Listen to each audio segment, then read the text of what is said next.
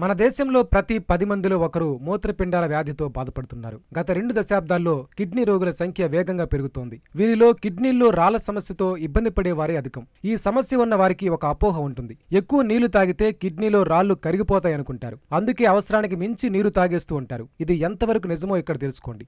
రాళ్ళు కరగడం అనేది అపోహ మాత్రమే అండి. ఎప్పుడు రాళ్ళు కరగవండి. చిన్న సైజు రాళ్ళు అంటే 5 mm కంటే చిన్నగా ఉండే సైజు రాళ్ళు పడిపోతాయి అంతే తప్ప కరిగిపోవడం అంటూ ఉండదండి. మొట్టమొదటి పిల్లల్లో అయినా ఎక్కువ వాటర్ తీసుకోవడం వల్ల చిన్న చిన్న రాళ్ళు 5 mm రాళ్ళు లాంటివి ఏమన్నా దారిలో ఉంటే అవి పడిపోయే అవకాశాలు ఉంటాయి. ఎక్కువ వాటర్ తీసుకోవడం వల్ల యూరిన్ కూడా చిక్కదనం తగ్గుతుంది కాబట్టి రాళ్ళు ఫామ్ అయ్యే టెండెన్సీ కూడా తగ్గుతుంది కాబట్టి కొంచెం బెటర్ ఉంటారు వాళ్ళు. కిడ్నీలో రాళ్లను తొలగించేందుకు ఓ ఆధునిక చికిత్స అందుబాటులో ఉంది. అదే లిథోట్రిప్సీ. దీని సాయంతో కోత లేకుండానే కిడ్నీ స్టోన్స్ను వైద్యులు చాలా సులువుగా తొలగిస్తున్నారు. లిథోట్రిప్సీ అంటే స్టోన్ని పగలగొట్టడం. అంటే చాలాసార్లు లిథోట్రిప్సీ మనం చేసేది కిడ్నీ స్టోన్లు కాబట్టి కిడ్నీ స్టోన్ గురించే మాట్లాడుకోవాలి. లిథో అంటే స్టోను, ట్రిప్సీ అంటే దాన్ని బ్రేక్ చేయడం. సో ఏదో విధంగా మన స్టోన్ కనుక బ్రేక్ చేసినట్టయితే దాన్ని లిథోట్రిప్సీ అంటాం.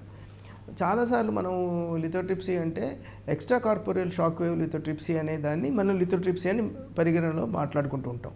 ఎక్స్ట్రా కార్పోరియల్ అంటే బాడీలో బయట నుంచి షాక్ వేవ్స్ పంపించి లోపల పొట్టలో ఉన్న కిడ్నీలో ఉన్న స్టోన్ని పగలగొట్టడం. ఎక్స్ట్రా కార్పోరియల్ అంటే బాడీ. సో మనం శరీరంలోకి ఏం పంపించకుండా బయట నుంచి షాక్ వేవ్స్కి పంపించి లోపల ఉన్న కిడ్నీలో ఉన్న స్టోన్ని పగలగొట్టడం. దీన్ని ESWL అంటాం. అంటే extra corporeal shock wave lithotripsy. ఇది చాలా సంవత్సరాల నుంచి మనకి వాడుకలో ఉన్న ప్రక్రియ. దీనివల్ల లోపల కిడ్నీలో ఉన్న స్టోన్ అక్కడే పగిలిపోయి ఆ పగిలిపోయిన పౌడర్ అంతా ముక్కలు కానీ మామూలుగా యూరిన్ వచ్చే ద్వారా బయటికి రావాలి.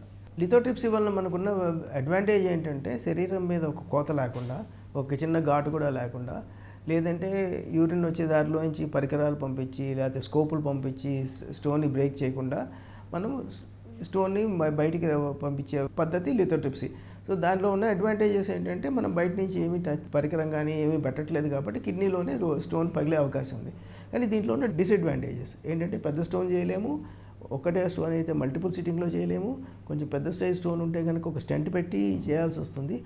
ప్లస్ కొన్ని స్టోన్స్ హార్డ్గా ఉంటాయి కాబట్టి పగలకపోవచ్చు. మనకి షాక్ వేవ్ ఇచ్చినా సరే ఒక సిట్టింగ్లో పగలపోవచ్చు, లేదంటే సెకండ్ సిట్టింగ్, థర్డ్ సిట్టింగ్ చేయాల్సి రావచ్చు. కేవలం మందులతోనే కిడ్నీలో రాళ్లను తొలగించుకోవచ్చని అపోహ కొంతమందిలో ఉంటుంది. కానీ మెడిసిన్తో రాళ్లు పూర్తిగా పోవడం సాధ్యం కాదని చెబుతున్నారు వైద్యులు. మనకి యూరిన్లో రాయి పడాలంటే చాలాసార్లు పేషెంట్లు అడిగేది ఏంటంటే మందులు ఇచ్చి రాయి కరుగుతుందా అని. ప్రపంచంలో రాయి కరగడానికి మందు అనేది లేదు. There are very few stones, అంటే ఒక ప్యూర్ యూరిక్ యాసిడ్ స్టోన్స్ అలాంటివి కొన్నిసార్లు యూరిన్ pH కనుక మార్చి యూరిన్ కనుక ఎసిడిఫై చేసినట్టయితే మనకి యూరిక్ యాసిడ్ స్టోన్స్ కరిగే ఆల్కలైజ్ చేసినట్టయితే యూరిక్ యాసిడ్ స్టోన్స్ కరిగే అవకాశం ఉంది. But majority of the stones మనకి కాల్షియం కంటైనింగ్ స్టోన్స్ ఉంటాయి. కాల్షియం ఆక్సలేటు, కాల్షియం ఫాస్ఫేటు, ఇలాంటి స్టోన్స్ కరగటం అనేది ఉండదు. కానీ మనం చాలామంది పేషెంట్లు మందులు వాడుకొని ప్రయత్నం చేస్తామని చూస్తూ ఉంటారు. రకరకాల మందులు వాడతారు. ఎలోపతి మందులు కానీ అదర్ టైప్స్ ఆఫ్ మెడిసిన్స్ కానీ వాడుతుంటారు.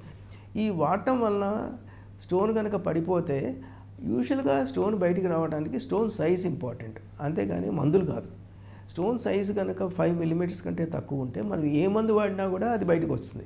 ఎందుకంటే కిడ్నీ నుంచి వచ్చే యూరిటర్ ట్యూబ్ 5 mm డయామీటర్ దాన్ని.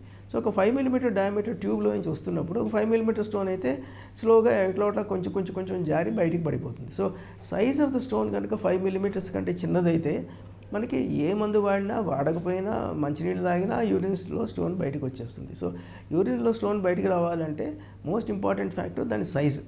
సో 5 mm బిలో స్టోన్ డెఫినెట్గా వచ్చే అవకాశం చాలా ఎక్కువ.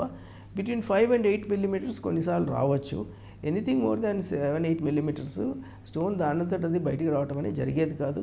స్టోన్ కరగటం అనేది కూడా జరిగేది కాదు.